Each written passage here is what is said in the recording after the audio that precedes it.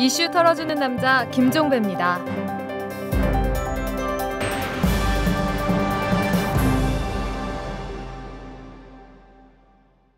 여러분 안녕하십니까? 11월 21일 목요일에 보내드리는 이탈남입니다. 자, 오늘도 어김없이 문을 열기 위해서 오마이뉴스의 박정호 기자가 나오셨습니다. 어서 오십시오. 네, 안녕하세요.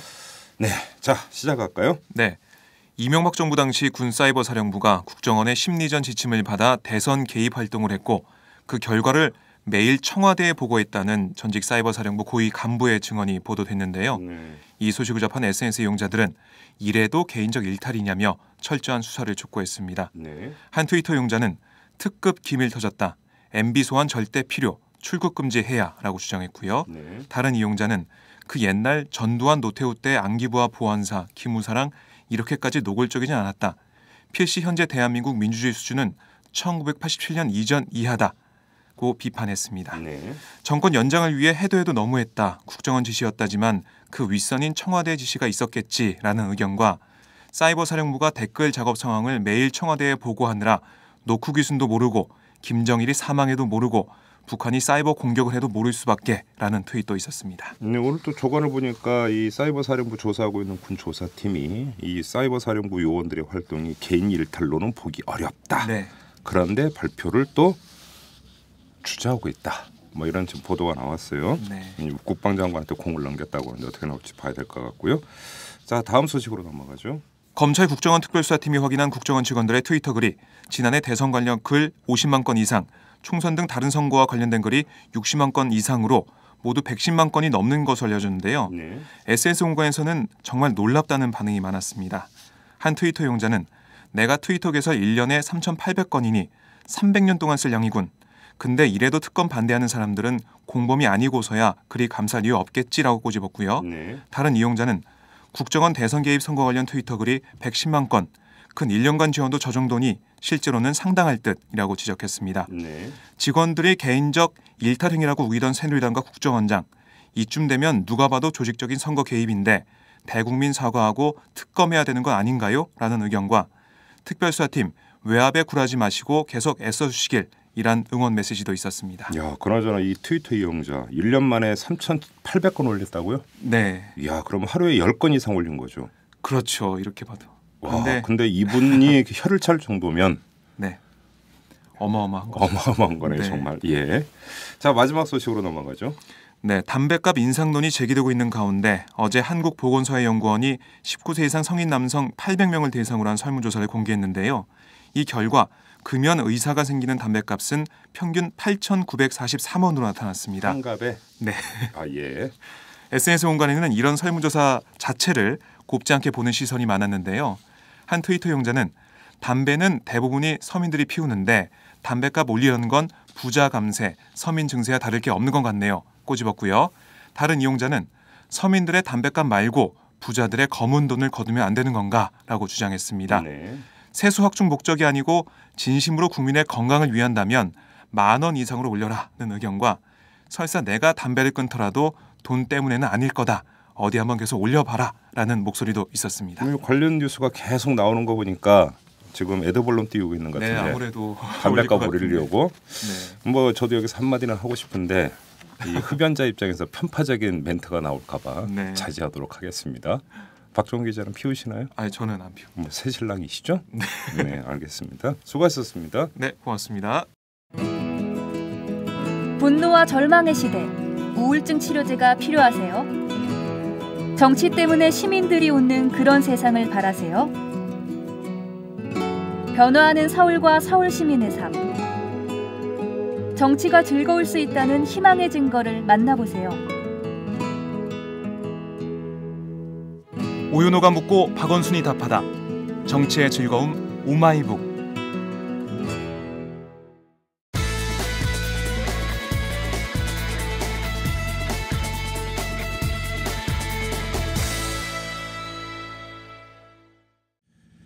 정부가 전기요금을 또 인상을 했습니다. 오늘부터 평균 5.4% 인상을 한다고 엊그제 발표를 했죠. 이를 두고 반발이 상당히 큰데요. 오늘은 이 문제를 좀 짚어보도록 하겠습니다. 자, 송유나 사회공공연구소 연구위원을 전화로 연결합니다. 여보세요. 예, 안녕하세요. 예, 안녕하세요. 저 일단 궁금한 게 지금 올해 두 번째 인상 아닙니까? 그렇죠. 1월에 인상되고 10개월 만에 두 번째고요. 예. 근데 지난 5년 동안 보면 한 5번째죠. 예. 근데 혹시 제가 기억이 그러니까 이 지식이 짧아서 그런데 1년에 전기요금 두 번 인상된 해가 있었습니까? 그 전에? 2008년에 예. 유가가 굉장히 오르면서 오히려 이제 전기요금을 동결한 정책이 있었죠. 그 뒤로 예.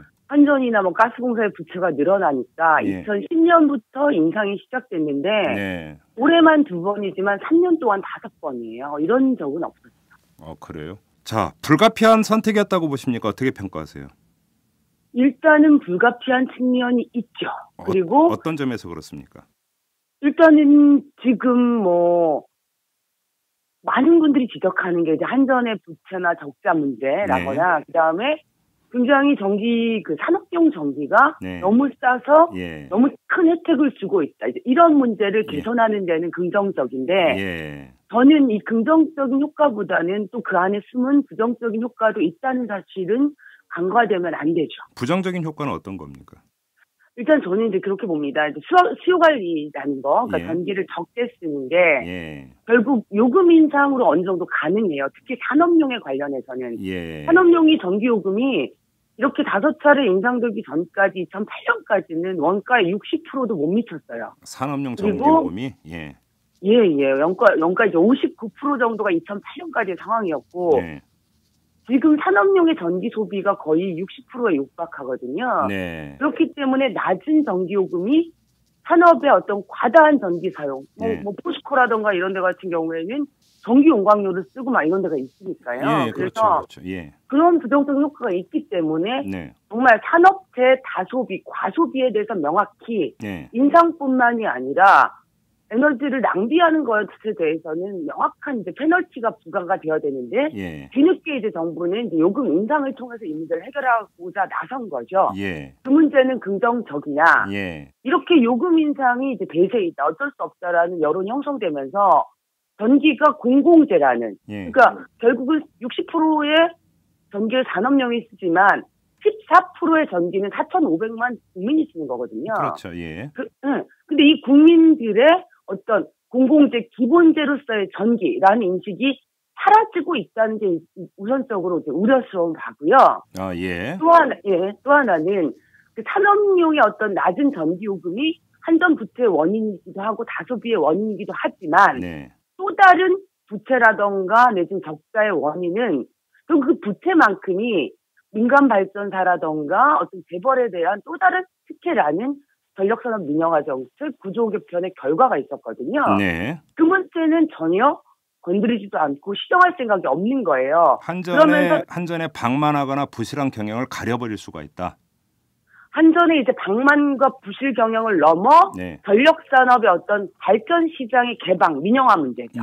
지금 전력의 어떤 발전 시장이 30% 정도 민간에게 개방됐는데 그동안 한전 부채의 대부분은 또한 인자발전의 과다 수익으로 연결된 거거든요. 이 문제는 전혀 시정할 생각이 없고 이 문제에 대해서 굉장히 문제가 있다는 사회적 여론은 사실 정부가 전혀 반영하고 있지 않아요. 그 문제가 해결되지 않으면 한전이 흑자로 돌아선다거나 내지 전기요금이 인상되면 실질적으로 그만큼 또 다른 수익을 갖는 재벌이라던가 특혜를 받거나 돈을 버는 기업들이 생기는 거죠. 그렇죠.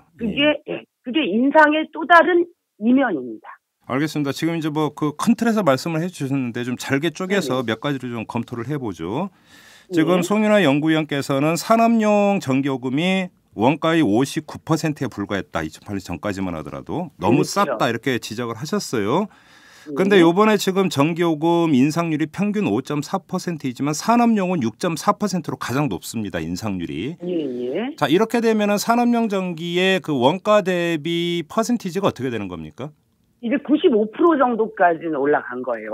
95%까지는. 그러면 지금 주택용은 2.7%가 올랐는데 그럼 주택용은 원가 대비 몇 퍼센트가 됩니까?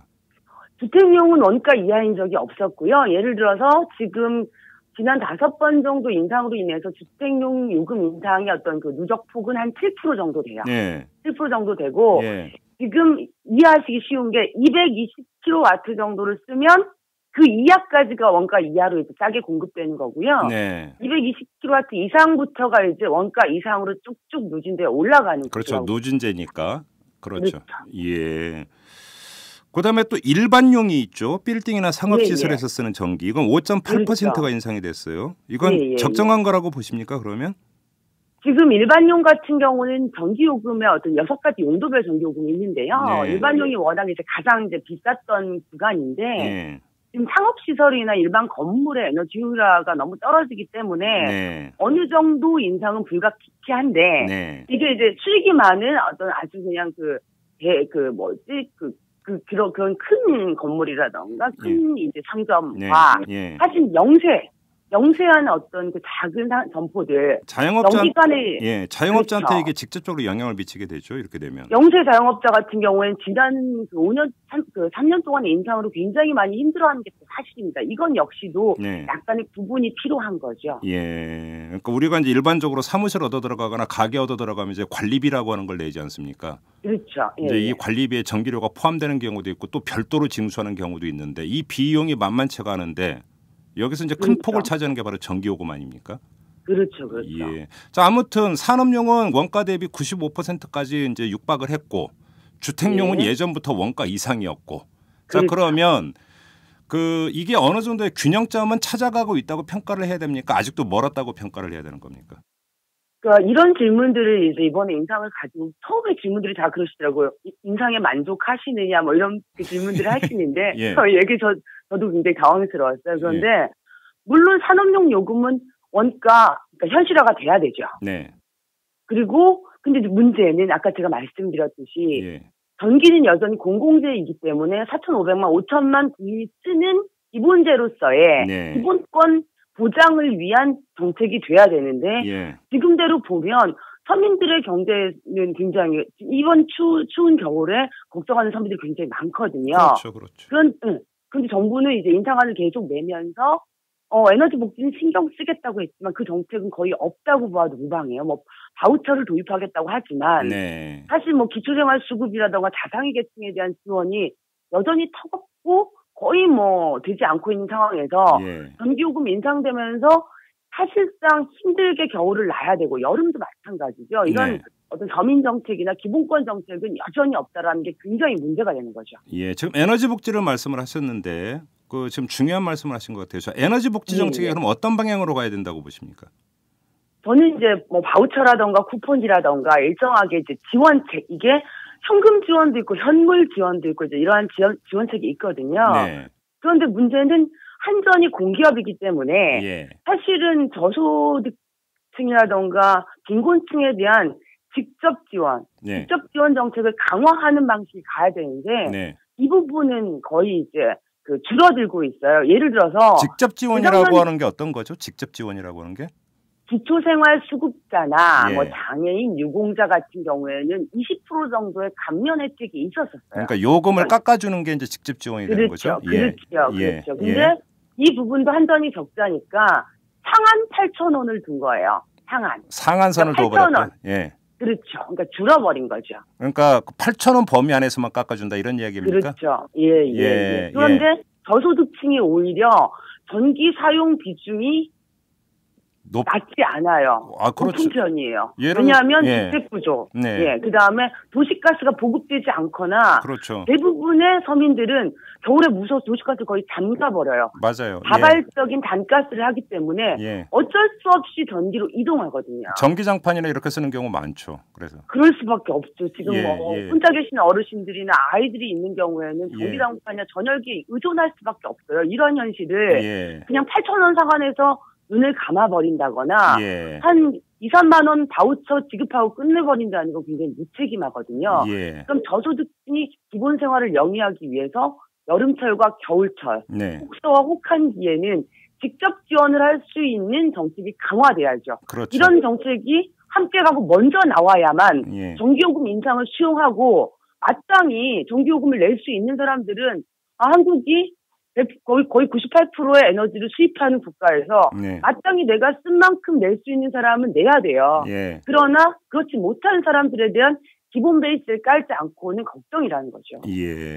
그래요. 이번에 정부가 이 산업용 전기 요금을 가장 높게 올리는 거 이렇게 나오니까 지금 뉴스가 쏟아지고 있는데 업계에서 뭐 볼멘 소리가 나온다, 뭐 1조 4천억의 부담이 늘어나서 뭐 산업에 막대한 타격이 온다, 뭐 이런 식으로 뭐 이야기가 계속 쏟아지고 있던데, 자, 이 업계 이런 반응은 어떻게 평가하십니까? 일단 제가 봤을 때 지금 산업용 전기가 대략 60% 정도를 차지하다가 이번 여름부터 좀 줄었더라고요. 그래서 한 55, 6%를 지금 차지하는 것 같은데 지금 산업체 같은 경우는 또 대부분의 대기업들이 거의 많이 쓰는 거거든요. 그렇죠. 그런데 대기업들의 그러면 이 전체적인 수익률 중 전기요금이 차지하는 부분은 너무나 미미하기 때문에 사실상 너무나 침소봉대하는 거죠. 좋은 소리 하는 건. 그런 부분이 있고 물론 아까 제가 일반용에서도 일반 영세상인들이 있듯이 중소기업들도 있겠죠. 이제 그렇죠. 이런 부분들에서 일정한 피해가 있는 부분들에 대해서는 뭐 정부가 분명히 이제 사각지대를 방지하기 위한 부분들을 마련해야 될 문제이고요.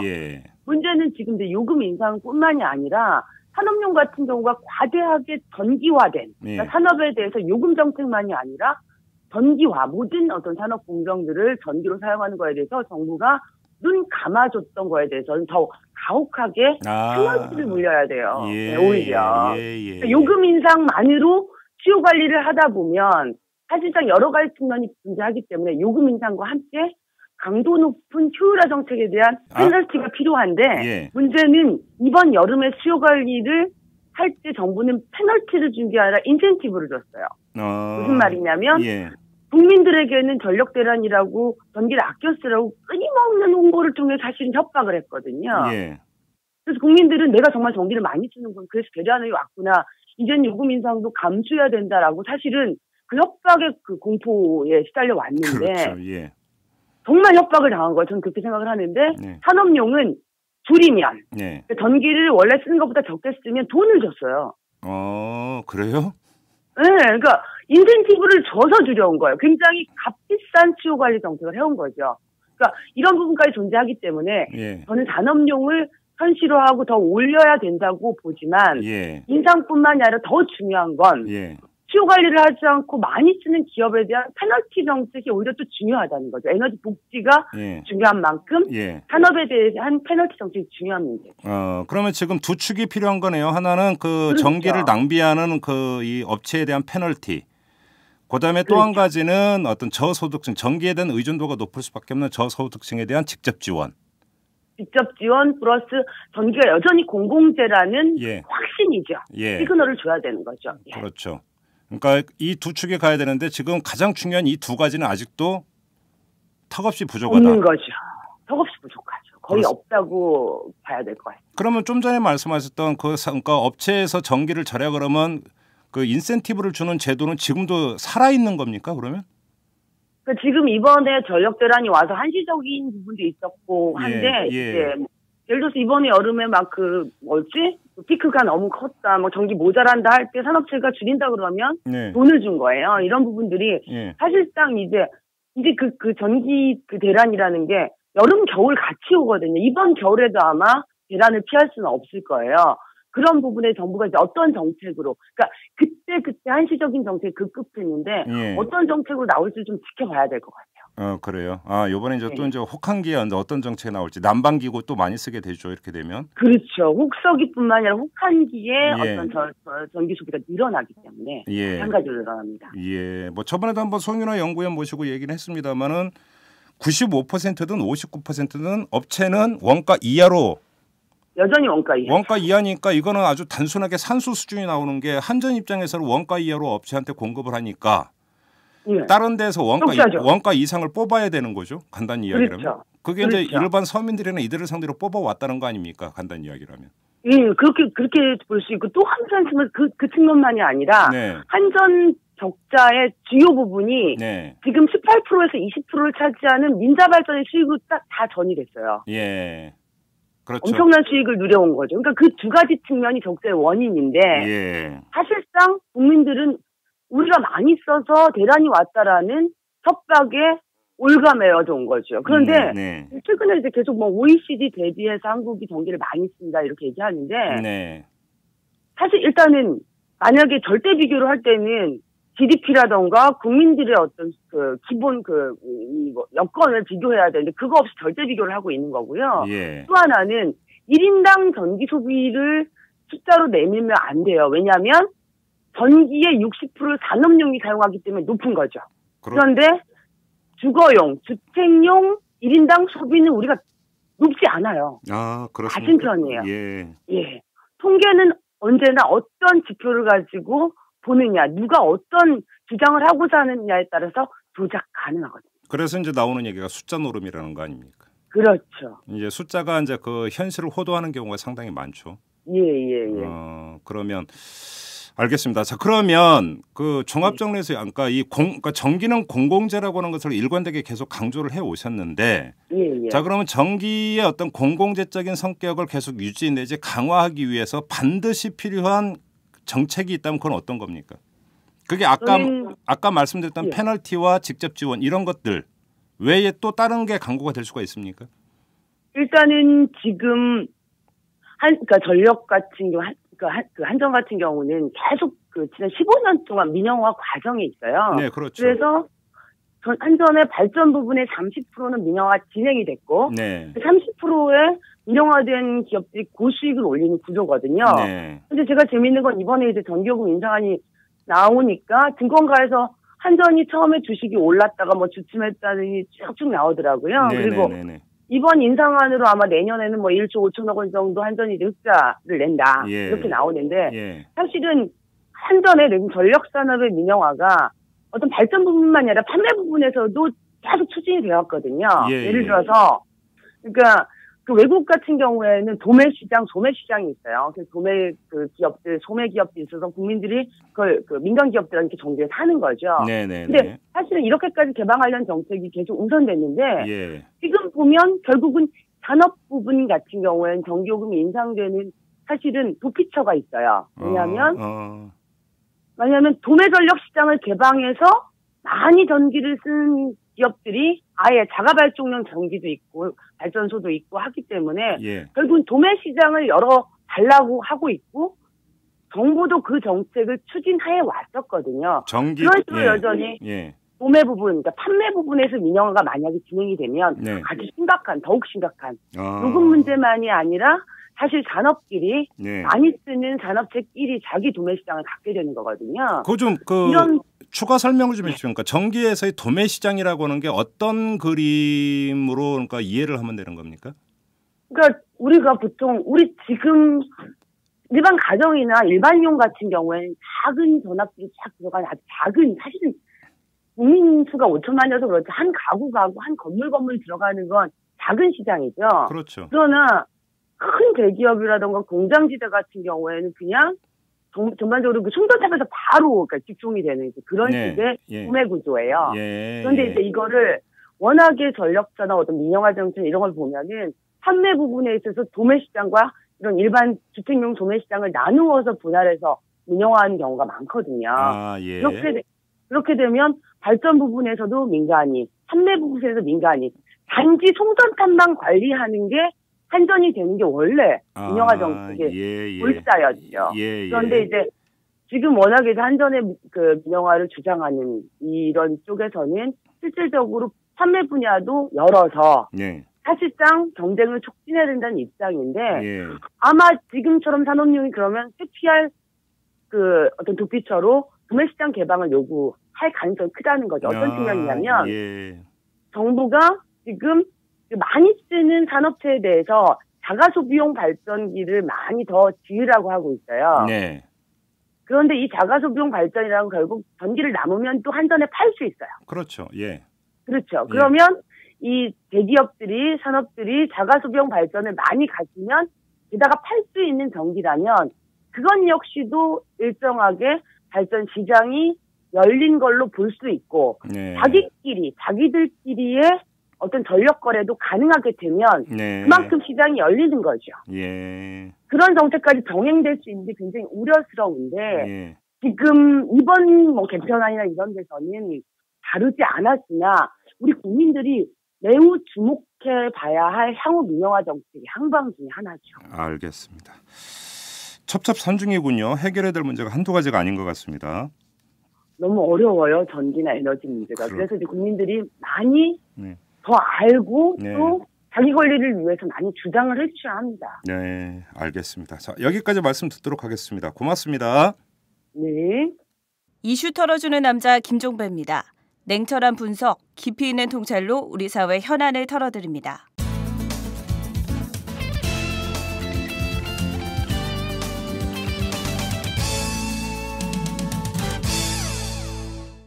네, 매주 목요일에 보내드리는 오창익의 인권 이야기 시간입니다. 자, 인권연대의 오창익 사무국장 모셨습니다. 어서 오십시오. 네, 안녕하세요. 네. 자, 오늘은 어떤 얘기로 풀어가 볼까요? 오늘은 종교 얘기를 좀 하려고 합니다. 종교와 인권, 종교 자유. 예. 특히 학교에서의 종교 인권 문제 아하. 이런 걸 좀 다뤄보려고 합니다. 갑자기 그러니까 퍼뜩 떠오르는 인물이 한 명 있고. 강희석 씨요. 네. 제가 강희석 씨 얼마 전에 며칠 전에 네. 홍대 앞을 지나가는데 네. 프리허그 행사라도 어떤 남자가 저는 갑자기 저를 확 껴안아요. 아 그래요? 근데 동의도 안 구하고요? 네. 그냥 확 껴안아서 네. 당황해가지고 사람들 지켜보니까 당황해서 예 하고 갔어 그냥. 네. 근데 뒤에 아는 사람이 몇 사람이 뭐 프리허그 하셨대 그래서 어떻게 알았냐 그랬더니 저를 껴안은 사람이 강희석 씨래. 네. 그래 자신의 페이스북인가 홈페이지인가 그거 올렸다고 프리허그 동영상을. 네. 제가 등장하다. 거기 이탈남이라는 것도 같이 올렸나요? 모르겠어요. 저는 못 봤는데. 네. 아무튼 그래갖고 프리허그라고 하는 걸 저도 또 처음 해봤고 네. 또 그 상대가 강희석 씨는 생각도 못했는데. 네. 뭐 강희석 씨는 여러 가지로 언론의 조명도 많이 받고 발랄한 활동도 많이 하는데요. 예. 또 그만큼 오해도 많이 받습니다. 예. 근데 2004년에 이제 대광고 3학년생이었죠. 그렇죠. 학생 회장이었고 네. 공부 잘하는 학생이었습니다. 네. 학생 회장 아무나 하는 게 아니니까. 그런데 학교에서의 예배 강제 참석에 대해서 문제 제기를 했고 이게 잘 풀리지 않으니까 고3 학생으로서는 좀 상상하기 어려운데 40일 넘게 단식도 했었고 학교에서 뭐 제적당했다가 다시 복귀도 됐고 그리고 그 문제에 대해서 꾸준히 법률적으로 문제 제기를 했고 사회적으로 문제 제기를 했고요. 1심 승소, 2심 패소, 뭐 대법원 파기환송 갔다가 다시 대법원에서 확정이 나왔는데 학교 대광고등학교를 상대로 해서 손해배상 청구 소송을 제기했고요. 승소했습니다. 그런 방식으로 학교에서의 종교자유 인권 문제에 대해서 그야말로 최초로 문제 제기를 했고 일정하게 당시에 뭐 좀 성과도 있었고요. 그 다음에 잘 알려지지 않은 것들이 뭐 여러 가지가 있었는데 다음에 이제 대학 진학했다 그만뒀고 또 요새는 이제 다큐멘터리 영화 제작한다고 하고요. 팟캐스트 방송도 하고 여러 가지로 활발하게 지내고 있습니다. 경쟁자였구나. 네, 경쟁자. 근데 그 얘기하니까 저는 종교가 없는데요. 공교롭게도 고등학교, 대학교 모두 미션 스쿨이었어요. 그래서요? 근데 고등학교 같은 경우는 아예 과목에 성경 시간이 있었어요. 일주일에 1시간씩. 그냥 그러니까 고등학교니까 뭐 선택 과목, 필수 과목 이런 거 없잖아요. 그렇죠. 그냥 무조건. 그래서 교목 선생님이 들어와서 하고 목사님이. 한 학기에 한 번인가 두 번인가 그 학교고 같은 제단에 이제 교회에 가서 예배를 봐야 되고 그렇게 했고 대학교 때는 거기도 이제 그 예수의 재단이긴 했지만 근데 뭐 강제 이런 건 없었고. 이것도 학교마다 좀 약간씩 다른 것 같더라고요. 그렇죠. 그 심각한 학교들은 굉장히 심각합니다. 뭐 이를테면 좀 고약한 데도 있는데요. 기독교 학교인데 성경책을 팔잖아요. 성경책을 원래 팝니다. 뭐 기독교 성서공회인가, 대한 성서공회 이런 데서 이제 파는데 그거 말고 이 교목실에서 따로 파는 성경책만 사야 되는 학교가 있고요. 따로 그러니까 한 푼이라도 벌자는 겁니다. 따로 찬송가 책을 만들어서 그러니까 개신교 일반에서 쓰는 게 아니라 자기들이 자체 제작한 거를 사야 되고 또 언제나 갖고 다녀야 되는 뭐 그런 학교도 있고 매일 성경을 읽고 외우게 한다거나 뭐 공개적인 기도 헌금 강요하고 그다음에 과목이 있으니까 당연히 중간 기말 시험에 성경 시험을 보기도 하고요. 그 학교에서는 매일 아침에 조회하고 종례를 하지 않습니까? 뭐 전달사항을 전한다든지 하는 거 이런 걸 이제 기도로 시작해서 기도로 끝내고요. 또 학생회 간부가 되려면 반드시 세례교인이어야 하고 또 어떤 학교는 그래요? 네, 그런 학교 많습니다. 어떤 학교는 학교 급식에서 돼지고기, 생선, 오징어, 새우, 게 이 바다에 있는 게 있지 않습니까? 이런 걸 전혀 주지 않기도 해요. 그래요? 네, 구약 성경에 뭐 그런 대목이 한 구절 있대요. 뭐 비늘 없는 생선을 먹지 말래나 뭐 지나가는 말로 한마디 있대는데 그걸 문자 그대로 해석하는 겁니다. 그러니까 오징어 같은 거, 뭐 문어, 낙지 이런 거 전혀 급식으로 안 주는 데도 있고. 문어가 얼마나 비싼데? 그다음에 뭐 개신교든 불교든 요새 그런 일들이 좀 벌어지고 있는데. 다른 종단 학생들 있지 않습니까? 다른 종단 학생들은 동아리 활동을 못하게 합니다. 그러니까 이제 개신교 학교에 불교 동아리 이런 거 불가능하고요. 그런데 불교 학교에 개신교 동아리, 천주교 동아리 불가능하고. 근데 또 이제 기독교 같은 교단이 여러 가지가 있잖아요. 네. 근데 그 중에 그래서 교단이 다르다 이럴 때는 또 어떻게 됩니까? 그것은 대체로 용인하는 분위기입니다. 네, 대체로 용인하는 분위기입니다. 그다음에 불교도 종단이 여러 가지가 있으니까. 그렇지만 네, 대체로 용인하고요. 조계종이 제일 크고 나머지 천태종이는 좀 작으니까요. 그다음에 이제 학생들에게 뭐 세례나 수계를 받게 하고 뭐 기도 강요하고 뭐 이런 것들이 있고요. 또 제가 어느 대학 교수한테 제보 받은 건데 출석을 그 대학 교회에만 출석하게 하고 또 11조를 바치게 하고 대학에서? 네네. 그리고 출결 상황을 점검하기 위해서 교회 CCTV를 설치해 놓고 뭐 이런 데들도 있고요. 심하다. 그러니까 출석 강요죠. 교회 출석 강요. 그다음에 각종 물품 구입, 기부 강요, 11조 강요. 뭐 이런 사례들은 차고 넘쳐납니다. 원래는 이제 개신교 계통의 학교들이 상당히 선도적인 역할을 했다가 그래도 한국에서 불교가 좀 점잖은 인구로 제일 많은 종단이니까 그러다가 문제 제기도 하면서 또 따라 배우는 형식으로 불교 학교도 많이 갔고요. 천주교 학교는 조금 점잖은 편인데 천주교 학교도 뭐 학생들의 종교 자유를 침해하고 있다는 혐의에서 그렇게 자유로운 건 아닙니다. 그렇죠. 사실은 근데 뭐 저 대학교 다닐 때는 뭐 강제한 건 없으니까 거기서 뭐 마찰을 빚고 이런 것은 없었는데 고등학교 같은 경우 이 얘기 방송에서 하면 안 되는데 아무튼 성경 시간에 이제 저는 주로 이제 그 소설책을 많이 읽었고 그때 박경리 씨 이제 그 토지에 거의 탐독을 하고 있었기 때문에 계속 그것만 읽었고 그러다가 한번 손들고 교목 선생님한테 질문했다가 교목실에 끌려간 적이 있었죠. 근데 그 질문이 뭔지는 이 방송에서 도저히 얘기할 수가 없고. 그럼 왜 하세요 그 얘기를? 그러니까 고등학교 질풍노도의 시기잖아요. 그때는 그잖아요. 그러니까 했고 그다음에 이제 그 끌려가서 예배 이제 그 교회 가서 예배 볼 때는 이런 얘기도 하면 안 돼. 주로 이제 뒤에서 짤짤이하고 애들 없고 그랬죠. 그러니까요. 참 이게 문제인데 한신대 김경재 교수라는 분 정년퇴임하신 분인데 아주 저명한 신학자입니다. 이분이 그런 얘기를 해요. 이제 뭐 기독교든 뭐 불교든 기독교 안에 천주교 개신교 있는 거 아닙니까? 그게 이제 신봉하는 그 종교를 신봉하는 사람들은 그게 진리라고 생각하잖아요. 그렇죠. 다른 사람들은 밖에서 어떻게 평가하든 간에 근데 진리라는 건 소위 자기 증명력이 있다는 거예요.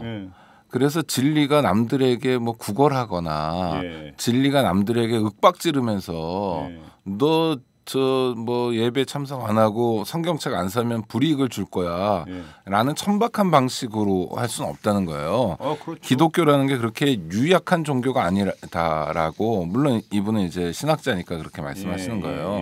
그래서 대학이든 또는 고등학교든 간에 종교를 강제하는 거. 그래서 결국 그 강제로 뭐 예배나 법회, 뭐 미사 이런 데 참석해야 되는 사람들이 반발감을 가지게 되는 거는 종교에 대한 모욕이다. 이런 말씀도 하세요. 그렇잖아요. 중고등학교 시절에 미션 스쿨 다녔다는 이유로 예배 시간에 뒤에서 짤짤이했던 그 어린 청소년들 그 입장에서는 정말 반발감 아닙니까? 그러니까 종교와 제대로 만나고 좋은 만남을 가질 수 있는 가능성도 있음에도 불구하고 그렇게 좀 엉뚱한 방향으로 내모는 거 그게 정말 선교고 포교인지 저는 교육자들이 한번 좀 성찰했으면 좋겠어요. 학교 범위를 약간 벗어나서 지하철 이런 거 타면 이제 종종 보잖아요. 예수천국 불신지옥.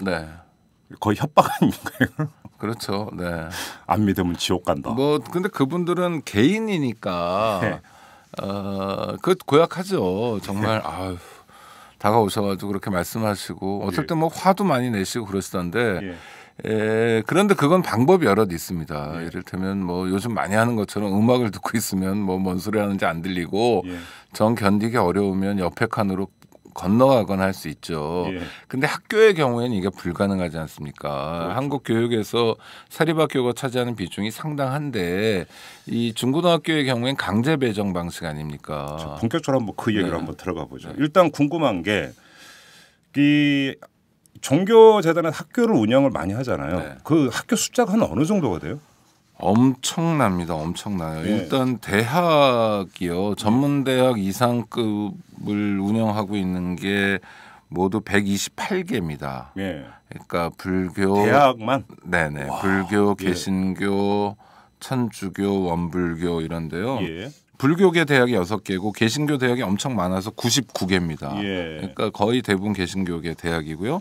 유명한 대학 뭐 연세대학교, 이화여자대학교, 명지대학교 이런 것들이 그렇고요. 이게 정부가 분류하는 게 128개라는 겁니다. 천주교 대학이 14개가 있고요.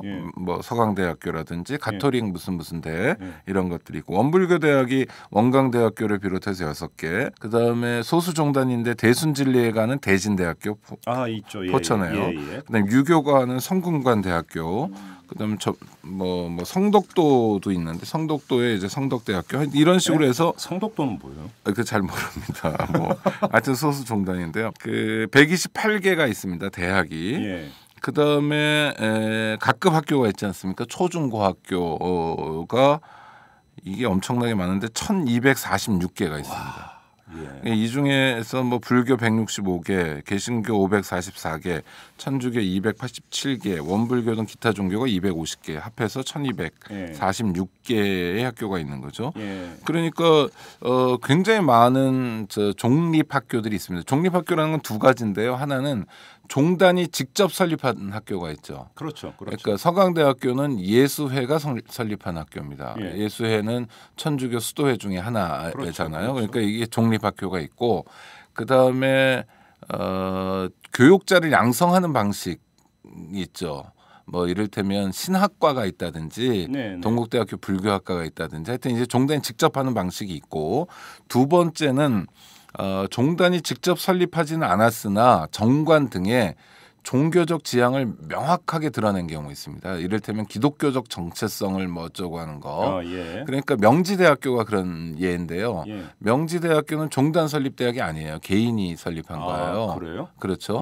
물론 학교법인의 형식으로 돼 있지만 설립자는 개인입니다. 설립자가 예수회인 서강대학교랑 달라요. 그래서 그런데 그리고 명지대학교는 신학과가 설치되어 있지 않습니다. 그러니까 여기는 종립학교라고 보기 어려운 측면이 있는데 정부에서는 이것도 종립학교라고 하는데 왜냐하면 스스로 자기들이 종립학교라고 얘기하는 측면 뭐냐면 방금 말씀드린 것처럼 명지대학교는 정관에 교육 이념에 대해서 기독교적 정체성, 기독교 정체성, 뭐 그리스도 정신을 따라 이런 표현들이 있습니다. 그렇기 때문에 이제 128개나 되는 거죠. 연세대학교도 종립대학은 아니죠. 그렇죠. 그러니까 뭐 장로교에서 만들었다거나 감리교에서 만들었다거나 하는 종단이 설립한 종립학교는 아니지만 정관의 교육 이념을 기독교적 정체성, 뭐 그리스도적 사랑이라든지 뭐 이런 것들을 포함하고 있기 때문에 연세대학교 종립학교가 되는 거고 또 채플도 하고 있고요, 실제로. 그러면 이제 학교에서의 종교의 자유 이야기를 좀 들어가야 되겠는데. 아까 잠깐 언급을 하셨지만 고등학교 같은 경우는 사실상 뺑뺑이잖아요. 그렇죠. 뭐 제가 고등학교 갈 때 뺑뺑이보다는 좀 아까 완화가 되긴 했지만 고교 선택제가 되니까 그럼에도 불구하고 사실상 학생 입장에서 선택 여지가 별로 없다면 그 선택자가 무슨 의미가 있는가라고 하는 이제 근본적인 물음은 있지만 아무튼 뺑뺑이란 말이에요. 따라서 내가 이 학교의 건학 이념이 좋아서 가는 게 아니라 추첨돼서 간 거잖아요. 강제 배정이죠. 그렇죠. 자, 여기에 그러면 건학 이념을 강제할 수 있는 것이냐? 핵심적인 문제는 여기 있는 거 아닙니까? 그렇죠. 없다는 게 제 결론인데요. 이렇습니다. 종교인들이 교육자들이 자기가 진리라고 믿는 교리나 종교적 이념 뭐 이런 것을 설파하는 것은 헌법이 보장하고 있는 종교의 자유로 보장돼야 될 일이에요. 그런데 이것은 어디까지 보장돼야 되냐면 다른 사람의 인권을 침해하지 않는 범위까지 보장되는 겁니다. 네. 그러니까 자유로운 포교 활동, 선교 활동할 수 있고 예. 그 연장에서 종교 교육도 할 수 있어야 돼요. 예. 첫 번째 근거가 돼야 되는 건 그래서 자발성이죠. 그렇죠, 이를테면 그렇죠. 예. 교회에서 주일학교 같은 거 하지 않습니까? 예. 어린이 청소년 대상으로 해서 그거는 뭐 저희가 어떤 마음으로 왔든 간에 자발적으로 온 겁니다. 여자친구 보러 온 친구도 있겠지만 하여튼 자발적으로 왔기 때문에 그건 아무 문제가 없어요. 자기들끼리 하는 거기 때문에. 근데 그것이 공적인 공간으로 옮겨올 때는 문제가 있는 거죠. 말씀드린 대로 자발성이 확인되지 않고 확인되지 않고 있다는 것도 또 하나의 문제고 또 하나는 학교 운영이라는 게요. 처음에는 이 종단 등에서 설립할 때 이제 뭐 부지도 구입하고 학교 건물도 짓고 이랬겠지만 실제 학교 운영은 어느 학교나 전부 다 재단이 운영하고 있는 것이 아니라 학생들이 낸 등록금, 그렇죠, 학비와 그다음에 정부의 보조금으로 운영하고 있습니다. 그렇죠. 그러니까 정부는 어떤 딜레마에 빠지게 되냐면 이 국민의 혈세를 통해서 교사 봉급을 주거나 뭐 건물 신축도 하고 교과서 또 급식에 대한 지원도 하고 있는데 국민의 혈세를 가지고 특정 종단이 자기들만을 위한 종교교육, 자기들만의 이념 설파를 돕고 있다는 거죠. 그러면 다른 종단 사람들에게 불이익을 주는 거잖아요. 네. 그렇기 때문에 문제라는 겁니다. 그러니까 종교교육을 하려면 자기들끼리 주일학교에서 아주 자유롭게 정말 누구의 간섭도 받지 않고 대신 국가의 지원도 받지 않는 방식으로 진행하든지 학교에서 하려면 몇 가지 전제 조건이 충족돼야 된다는 겁니다. 학생들이 자발적으로 응할 것. 근데 이것도요. 학생들이 자발적으로 응할 것도 쉽지 않은 게 맨 처음에 입학할 때 뭐 오리엔테이션이나 이런 거 할 때 아주 정신없을 때 학교가 정말 어떻게 운영되고 뭐 학교가 어떻게 움직이는지 전혀 모를 때 뭐 교칙을 준수하고 이런 서약을 하게 합니다. 뭐 서면으로 하는 학교도 있고 대부분의 학교는 입학식 때 그냥 선서 뭐 학칙을 준수하고 이럽니다. 학칙 읽어보지도 않은 사람들에게. 근데 그 학칙에 있다는 거예요. 뭐 종교 관련 활동을 한다든지 예배에 참석한다든지. 그게 인터넷 사이트 가입할 때 약관하고 똑같은 거지 뭐 사실. 약관은 그래도 보여주기는 하는데 학교에서는 보여주지도 않습니다. 그러니까 그 동의라는 거 무의미한 거고 그것을 자발성이라고 인정할 수는 없다는 거죠. 그러니까 자발성이 이제 충족돼야 되는 측면이 또 하나가 있고 또 하나는 하려면 국가의 재정 지원 없이 운영하라는 거예요. 아니 그러니까 뭐 사립학교들 중에서 특히 이제 종교적 배경을 갖는 사립학교들이 한국의 근현대화 과정에서 굉장히 많은 역할을 했다라고 이야기합니다. 일정하게 저는 인정해요. 좋은 역할이 있었던 것 같아요. 그렇지만 지금 와서 그렇게 얘기할 만한 근거는 별로 없다는 거예요. 왜냐하면 그냥 뭐랄까요, 뭐 장사라고 얘기하면 좀 그렇지만. 그냥 정부 돈 받아서 학생들 돈 받아서 하는 거예요. 그러니까 저는 종교계가 운영하는 사회복지 법인이나 사회복지 관련 시설들 기관도 마찬가지인 것 같은데 뭐 고생하시는 분들 많아요. 특히 사회복지사들 경우에는 경무와 박봉에 시달리고 있고 엄청나게 고생하고 있습니다. 그런데 실제로 전 종단 교육자들에게 묻고 싶은 건 만약 정부나 지방정부에서 재정 보조를 안 하면 그래도 그 사업을 하겠냐. 그럴 사람들은 극히 소수라는 거죠. 그러니까 교육사업도 마찬가지입니다. 100년 전쯤에 어쩌면 한국의 근현대화, 그 근현대화도 도대체 어떤 근현대화였냐. 서구적 가치를 일방적으로 이식시키고 강요하는 근현대화 아니었냐라는 비판이 제기되고 있지만 하여튼 좋은 측면만 본다면 한국의 근현대화의 사립교육 특히 종교적 배경을 갖는 사립학교들의 교육활동이 지대한 기여를 한 건 사실이었으나 지금에 와서 이를테면 자기헌신적 뭐 사회봉사랄까 공헌이랄까 뭐 이런 거는 별로 찾아보기 어렵다는 거예요. 뭐 사립학교 일반이 그렇지 않습니까? 법으로 정해진 재단 전입금을 내는 학교가 50%도 안 되고 있고, 그렇죠.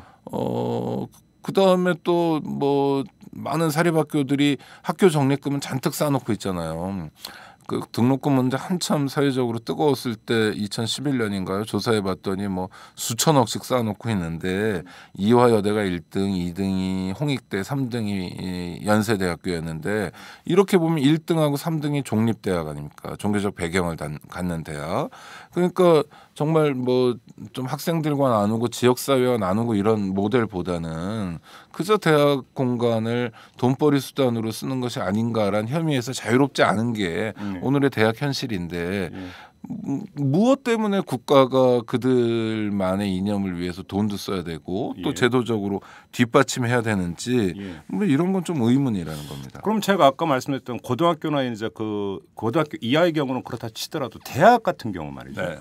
대학 같은 경우는 그 선택해서 가잖아요. 그렇죠. 형식적으로는 네. 뺑뺑이는 아니란 말이에요. 네. 그다음에 고등학교, 중학교와는 달리 대학 같은 거, 이 학교가 뭐 이제 기독교 재단에 이래서 학교다 이런 거 어느 정도는 알고 있잖아요. 그럼요. 자, 그러면 이런 경우에는 어떻게 봐야 됩니까? 그런 경우도 문제입니다. 네. 왜냐하면 그러니까 신학과를 가는 경우는 문제가 없어요. 네. 예, 뭐 불교학과를 가는 경우에 문제가 없어요. 그 공부를 하려는 경우고 또 교육자 또는 예비 교육자들이니까 일반 대학이 문제인데요.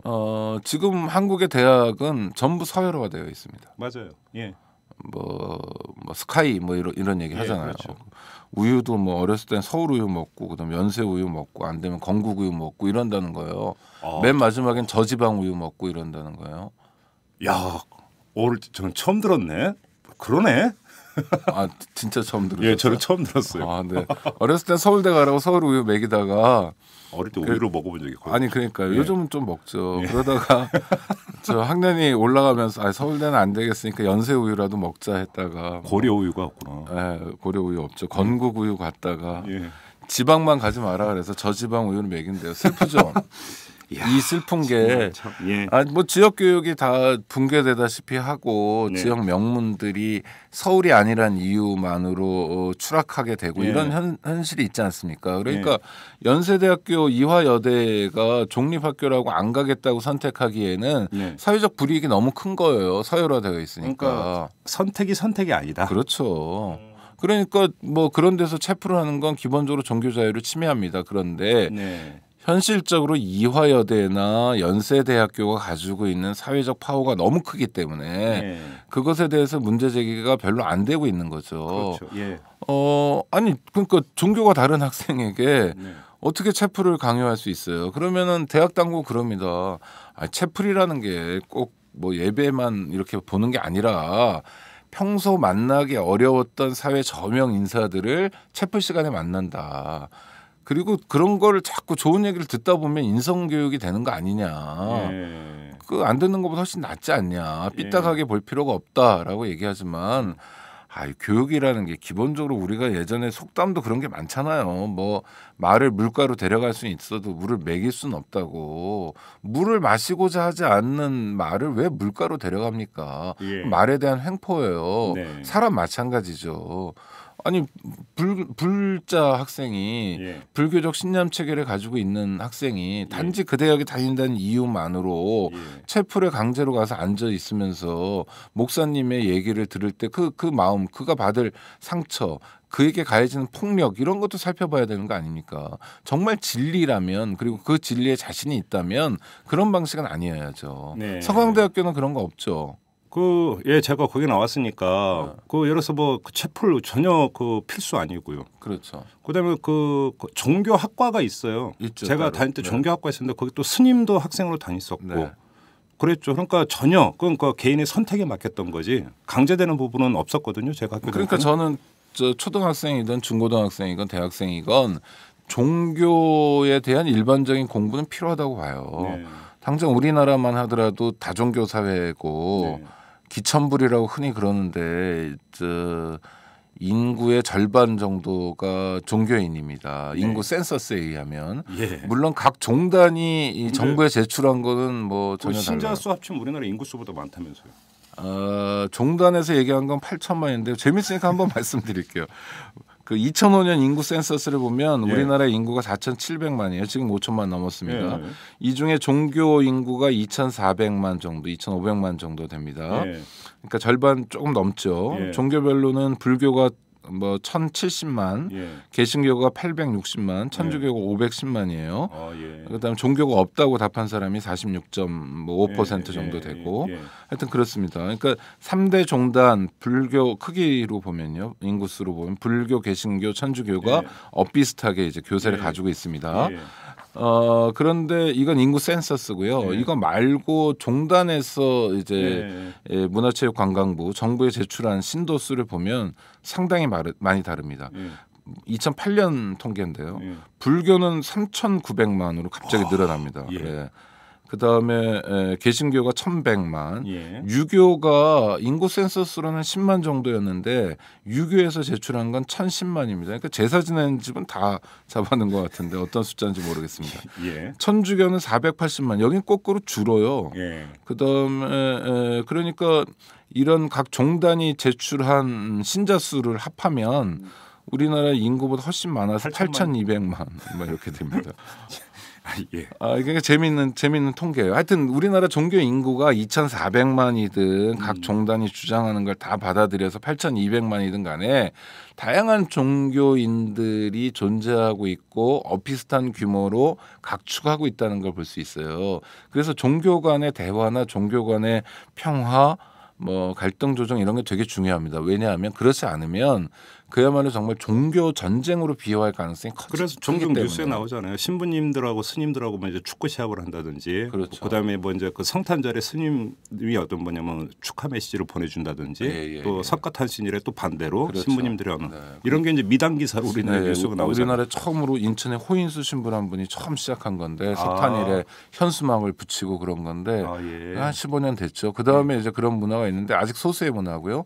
또 삼소회라고 해서 뭐 그 교육자 중에 여성들, 뭐 수녀, 뭐 이런 분들, 비구니 이런 분들이 뭐 같이 이 성지순례도 다니고 합창단도 만들어서 활동도 하고 뭐 이런 바람직한 모습이 있어요. 그런 건. 네, 근데 그 일부고요. 또 종교인 평화회의라고 각 종단들이 다 한 10개 종단이 참여해가지고 이 안정적으로 또 조직적으로 활동도 하고 뭐 모임도 갖고 상대 종교를 이해하는 활동들을 벌이기도 합니다. 근데 그건 정말 극히 일부 소수라고밖에 볼 수 없는 거고요. 근데 세계적으로나 역사적으로 종교 간의 갈등이 심해졌을 경우에 얼마나 그게 끔찍한 결과를 빚는지. 지금도 나타나죠. 이를테면 뭐 회불 사건들 있지 않습니까?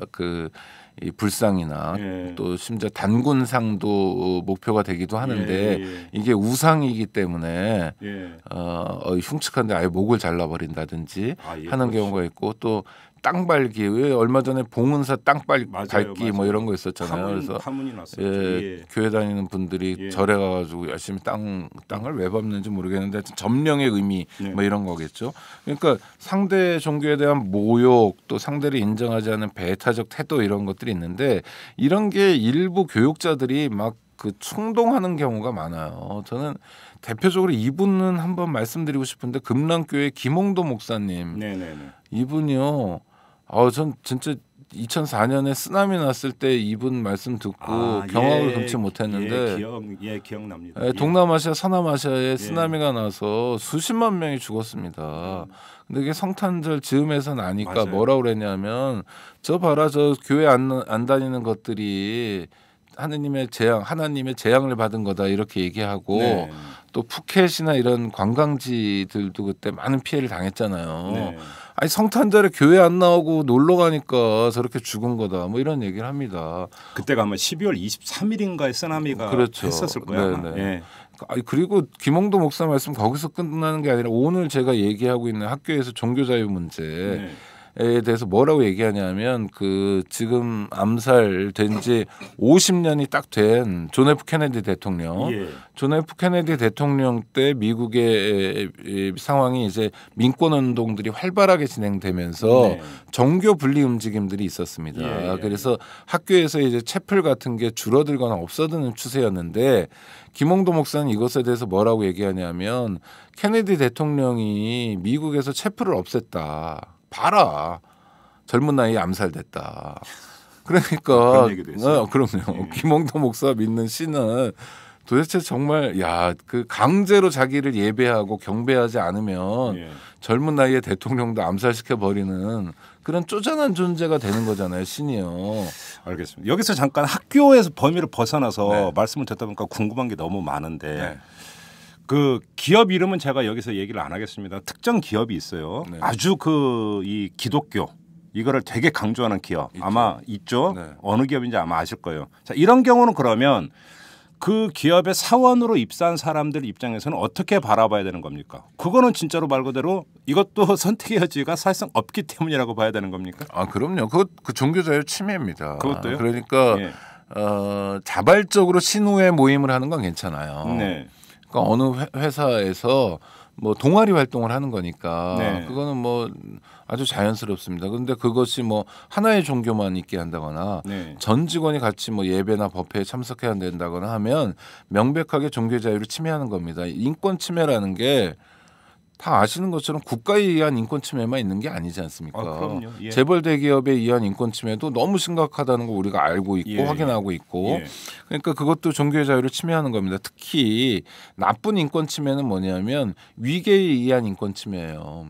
갑이 을에게 하는 인권 침해가 나빠요. 예. 학교에서의 종교 자유 문제, 학교에서의 인권 침해가 고약한 건 학생들이 을의 지위에 있잖아요. 그렇죠. 아니 학교 당국과 학생 하나는 아무것도 아니죠. 뭐 자기가 만약에 예배 참석을 뭐 법회도 마찬가지입니다만 거부한다고 했을 때 그 학생이 받아야 될 불이익을 생각하면 유형 무형의 불이익이 있지 않습니까? 예. 그러니까 어떠한 경우든지 간에 네. 종교를 강제를 하고 종교 행위를 강제를 하면 그것은 인권 침해에 해당이 된다. 그럼요. 종교의 자유라는 게 이 헌법에는 헌법 20조죠. 헌법 20조에는 종교의 자유라고 한마디만 나와 있는데 다양한 종교의 자유가 있어요. 이를테면 종교를 가질 자유가 있겠죠. 그렇죠. 또 하나는 가지지 않을 자유가 있습니다. 그렇죠. 당연한 겁니다. 그렇죠. 그리고 신앙 실행의 자유라고 그러는데 그러니까 뭐 예배 참석하고 법회 참석하고 이런 거예요. 네. 세례 받고 수계 받고 이런 거예요. 네. 그다음에 종교 의식 뭐 자유롭게 할 수 있어야 되고 종교 선전, 종교 교육, 뭐 종교적 집회 결사. 그래서 우리나라 집시법에는 종교적 집회는 그 예배, 법회, 미사 같은 거는 집시법 신고 대상이 아니에요. 네. 자유니까. 예. 그래서 대한문 앞에서 그렇게 매일 미사가 열렸던 겁니다. 집회를 못 하니까 천주교 신부들이 나서서 그럼 우리가 매일 미사를 하겠다. 좀 안정적으로 공간이 확보되니까. 그럼 경찰이 집시법을 가지고 그걸 규제할 수가 없으니까 참 궁색한 뭐 참 그렇죠. 편법이라고 해야 되나요? 이거를 뭐라고 해야 되나요? 하여튼 그만큼 종교의 자유를 보장하고 있습니다. 그런데 종교의 자유는 그 종교를 원하는 사람들에게만 보장하는 자유죠. 그렇죠. 원하지 않는 사람은 또 하나의 종교의 자유, 자기가 뭐 무신론이건 불가지론, 나는 알 수 없다 이런 신념을 가지고 있던 무관심이던 간에 그 사람은 그 사람의 자유가 보장돼야 돼요. 그러지 않으면 이건 전쟁이고 그러지 않으면 아주 심각한 공화국 전체가 파괴될 수 있는 갈등 상황으로 갈 수밖에 없습니다. 자, 그러면 학교 안에서 종교를 강제를 하고 이제 거기에 반발하는 학생이나 따르지 않는 학생이 있을 수가 있잖아요. 그럼요. 어떤 식으로 횡포를 부립니까? 뭐 학생들은요 일단 기본적으로 상담만 해도 교목실에 끌려가서 어떻게 되셨어요? 맞으셨어요? 상담 교목 선생님 때리지는 않으셨고요. 그렇죠. 상담하죠. 훈계하셨죠. 기도해 주시거나 뭐 그다음에 이제 그 결론이 그래서 학생 교회 다니게 이게 이제 그 교목 선생님의 마지막 결론이셨죠. 네, 기도해 주시는 경우도 많아요. 근데 그 학생들은 차라리 때려주세요라고 말하는 사람들도 많아요. 아니 진짜로. 저는 뭐 그 탈북자들이 대성공사 또는 이 대성공사라는 건 국정원이 주도하는 합동신문조인데 뭐 이런 곳에 가서 위장 귀순 여부를 조사받을 때 되게 힘들어한다고 이구동성으로 얘기하는 게 뭐 장로나 집사 조사관이 기도해 주는 거래요 이렇게. 미치겠다는 거예요 정말.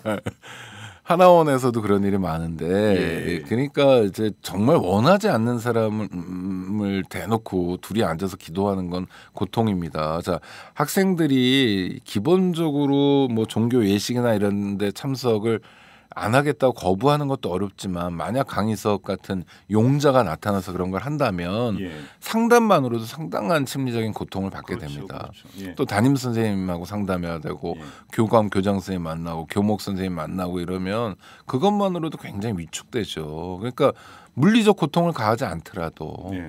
그다음에 학칙에서 그런 학교들이 있어요. 이를테면 뭐 학생이 임원이 될 수 없다거나 그러면은 이게 선출직이어야 되는데 세례교인이 아니라는 이유로 수계를 받지 않았다는 이유로 임원이 될 수 없다든지 그런 구체적인 불이익이 있죠. 그다음에 요즘 학교에서 벌점제 많이 하잖아요. 네.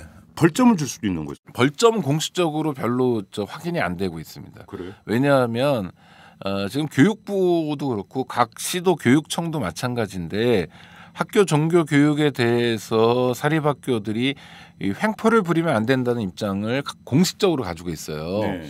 그래서 어떻게 해야 되냐면 보완 대체제를 만들어야 된다는 거예요. 일단 예배에 참석하지 않는 학생들에게는 일반적인 그냥 종교 교육을 해라. 객관적인 또는 일반적인 철학 교육이나 인간 교육을 해라. 그러니까 뭐 대체할 수 있는 프로그램, 대체할 수 있는 과목을 만들어라. 종교 교육 해놓고는 그냥 선교 교육만 하고 있는데 그러지 말고 이를테면 개신교 신자가 아닌 사람들을 위해서도 과목이 만들어져야 된다라고 권고하고 있어요. 제가 좀 전에 물론 권고에서 멈추고 있어서 문제죠. 그 질문을 왜 드렸냐면 생각해보니까 요즘은 그 대학 입시에서 학교생활기록부도 반영이 되잖아요. 네. 근데 학교생활기록부에 만에 하나라도 그것이 직접적이든 간접적이든 영향을 미쳐서 한다면 그 학생 입장에서는 아주 정신적인 그 측면뿐만이 아니라 네. 아주 실제적으로도 피해를 입게 되는 거죠. 그럼요. 아니 벌점이 문제가 아니라 수업에 결석하는 거잖아요. 그렇죠. 결석하는 거니까 당연히 불이익이 있죠. 야, 그 문제가 좀 심각해지네요. 그죠? 불이익이 있죠.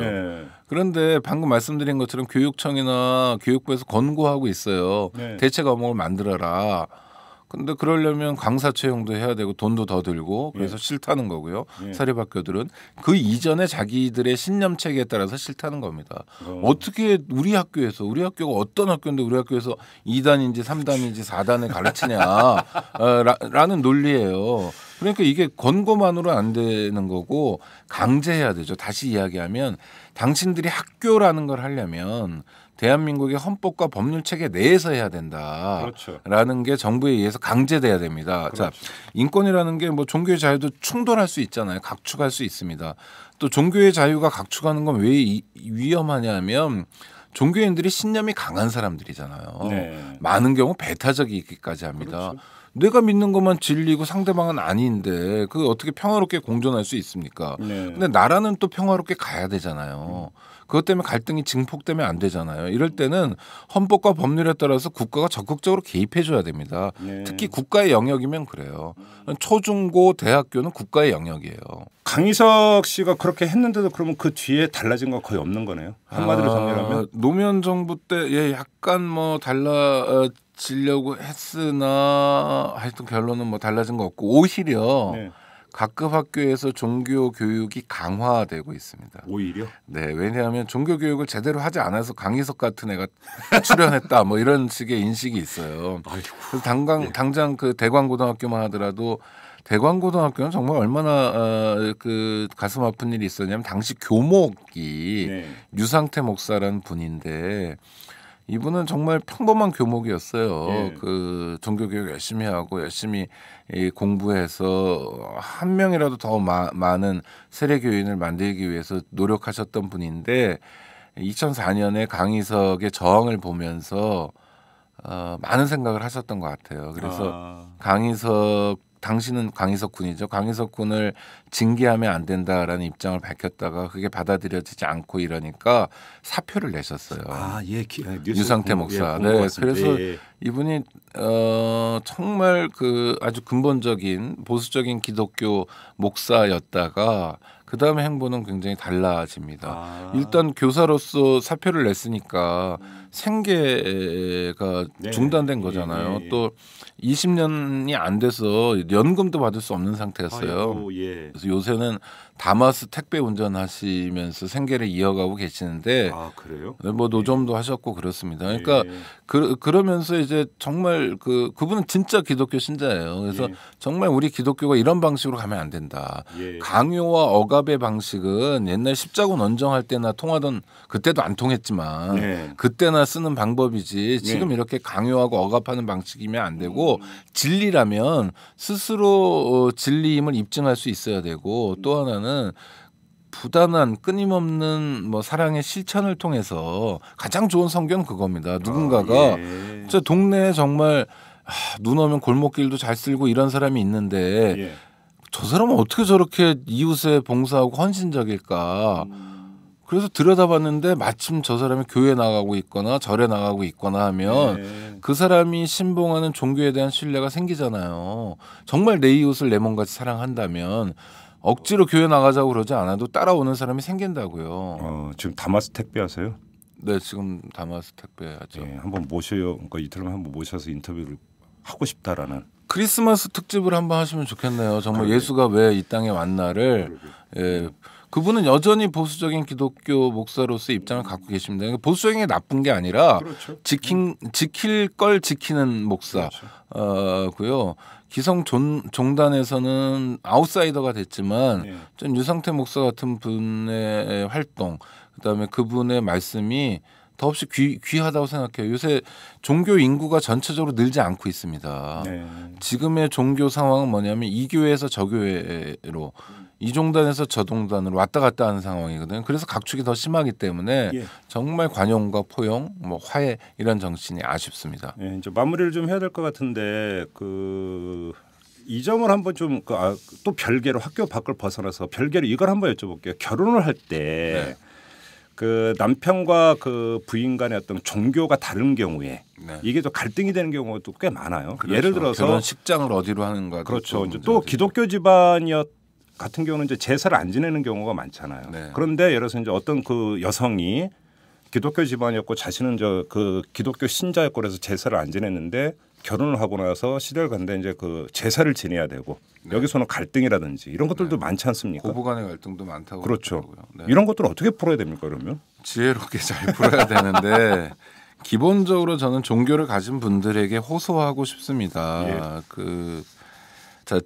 예수가 했던 얘기 중에 중요한 얘기는 뭐냐면 이런 대목이 있습니다. 이제 사람들이 물어봐요. 그 당시 유대 사회니까 율법, 뭐 예언서 이런 게 뭐 핵심이 뭐냐 뭐 이런 걸 물어봐요. 그러니까 율법과 예언서의 핵심은 뭐냐면 네가 바라는 대로 네 이웃에 해줘라. 네가 원하는 대로 네가 어떤 대접을 받고 싶은지. 그게 이제 동양의 세계는 역지사지죠. 그렇죠. 그건 성현들이 일관되게 하시는 말씀이에요.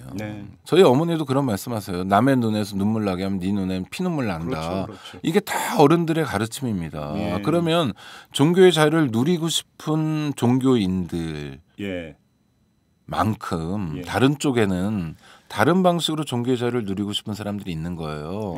정말 가족 간의 종교 갈등도 심각한 경우가 많은데 정말 자신이 믿는 게 진리라면 그런 식으로 아주 지엽적으로 또 폭력적으로 강요하면 안 됩니다. 그거는 진리에 대한 모욕이기 쉬워요. 제가 이제 뭐 결론 삼아서 일화를 하나를 소개해드리고 마무리를 했으면 좋겠는데 제가 대학교 1을 다닐 때 철학과 교수님이 계셨는데 이제 그 교수님하고 이제 그 뭐 막걸리 한 잔 학생들이 이렇게 하는 기회가 있었어요. 근데 그 교수님 부부가 전부 다 아주 독실한 천주교 신자였는데. 자제분들에게 세례를 안 줬더라고요. 그래서 그러니까 여쭤봤죠. 아니 왜 그러셨습니까? 그랬더니 이분 대답이 어떤 거였냐면 이건 나와 내 마누라의 종교지 내 자식의 종교가 아니다. 종교는 내 자식이 내면의 울림에 따라서 선택하는 것 아니냐. 그런데 부모가 그 천주교를 믿는다고 자식한테 세례를 주는 것은 하나의 강요이고 폭력일 수도 있다. 내가 바람하지 않는 것은 내 자식이 좀 커서 천주교에 귀했으면 하는 바람은 갖고 있다. 하지만 그거는 나의 바람일 뿐이고 내 자식의 선택의 문제고 믿음의 문제다. 그런 사람은 진짜 천주교 신자인 거예요. 그렇죠. 이렇게 말씀을 하시더라고요. 그렇게 생각하는 사람은 진짜 불자고 진짜 개신교 신자인 겁니다. 그래서 이거를 꼭 일화를 좀 전해드리고 싶어서 마무리로 이걸 하고 자 오늘 인권 이야기는 여기서 마무리를 하도록 하겠습니다. 수고하셨습니다. 네, 고맙습니다. 여러분은 지금 10만인 클럽 회원 김승현이 후원하는 김종배의 이슈 털어주는 남자를 듣고 계십니다.